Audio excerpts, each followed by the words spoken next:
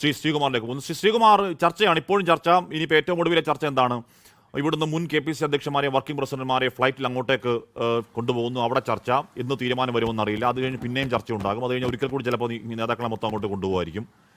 ഒരു CLP നേതാവിനെ തിരഞ്ഞെടുക്കാൻ എന്തിനാണ് ഈ പറയുന്ന മലബാർ ഭാഷയിൽ പറഞ്ഞാൽ ഈ മാഞ്ഞാളം കളി? ശ്രീകുമാർ,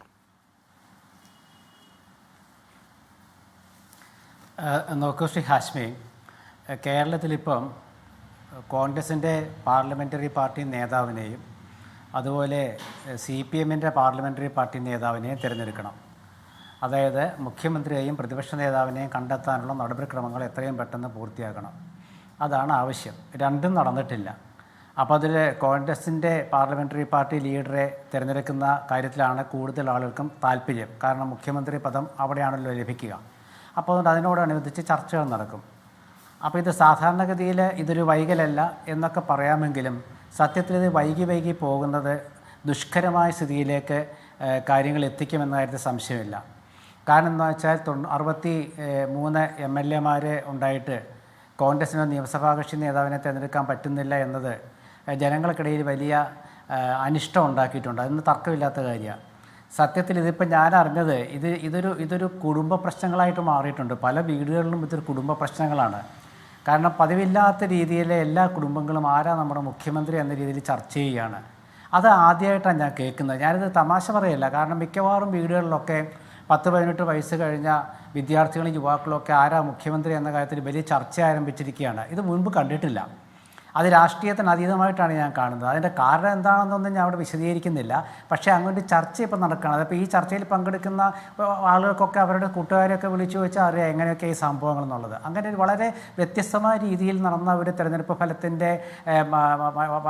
ഫലത്തിന് ശേഷമുള്ളൊരു അന്തരീക്ഷമാണ് കാണുന്നത്. അപ്പോൾ കോൺഗ്രസിൻ്റെ മുതിർന്ന നേതൃത്വം, അതായത് ദേശീയ നേതൃത്വം, ആ നേതൃത്വം ഒരു വട്ടം ചർച്ച നടത്തിക്കഴിഞ്ഞു.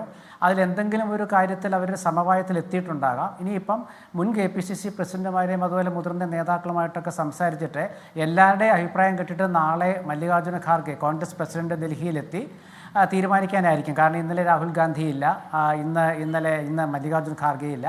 അപ്പോൾ അതായിരിക്കാം. എന്തായാലും വൈകി വരികയാണെങ്കിലും നല്ല തീരുമാനം വരികയാണെങ്കിൽ പിന്നെ അതൊരു വിഷയമുള്ള കാര്യമില്ല. കാരണം ഞാൻ പറയാൻ കാരണം ഈ തെരഞ്ഞെടുപ്പ് പ്രഖ്യാപിച്ച ശേഷം സ്ഥാനാർത്ഥി നിർണ്ണയം വന്നപ്പോൾ ആദ്യ സ്ഥാനാർത്ഥി പട്ടിക പുറത്തിറക്കി LDF ഒരുപടി മുന്നിലായി. അപ്പം LDF ഇത് ആത്മവിശ്വാസം വർദ്ധിപ്പിച്ചിരിക്കുന്ന പ്രവർത്തകരുടെ എന്ന് എല്ലാവരും പറഞ്ഞു. കോൺഗ്രസ് നേതാക്കളും പറഞ്ഞു LDFകാർക്ക് ആത്മവിശ്വാസം കൂടി. കാരണം അവരുടെ സ്ഥാനാർത്ഥി പട്ടിക ആദ്യം ഇറക്കിയത്. പക്ഷേ എന്നാലും അപ്പോൾ പറഞ്ഞു ഞാൻ കോൺഗ്രസിൻ്റെയും UDFൻ്റെയും പട്ടിക കുറച്ച് വൈകാനും കുഴപ്പമില്ല, നല്ല പട്ടിക വരട്ടെ എന്ന് പറഞ്ഞു. ആ നല്ല പട്ടിക വന്നു. വൻ ഭൂരിപക്ഷം ജനങ്ങൾ കൊടുത്തു.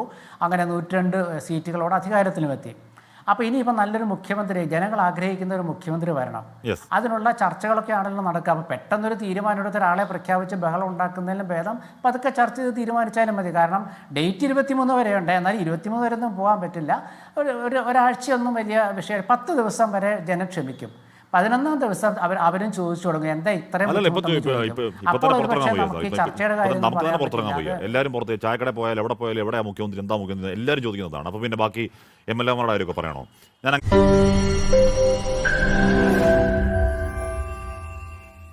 ലോകത്തെവിടെയായാലും ഏത് സമയത്തും 24 വാർത്തകളും ഓഗ്മെന്റഡ് റിയാലിറ്റി പാക്കേജുകളും എക്സ്പ്ലെയിനറുകളും വിശദമായി കാണാൻ ഞങ്ങളുടെ YouTube ചാനൽ നിങ്ങൾക്ക് സബ്സ്ക്രൈബ് ചെയ്യാം.